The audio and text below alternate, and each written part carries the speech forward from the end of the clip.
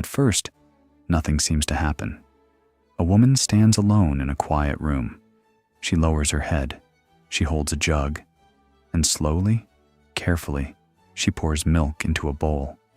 There is no dramatic gesture here, no grand story, no visible conflict.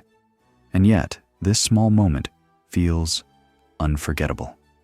In The Milkmaid, Johannes Vermeer turns an ordinary kitchen scene into a lesson in attention.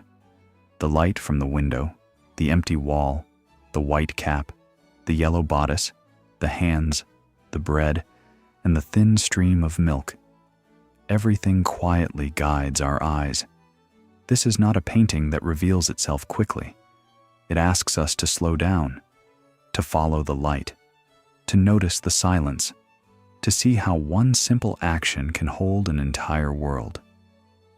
So, let's look closely at Vermeer's The Milkmaid and discover how a quiet room becomes a masterpiece.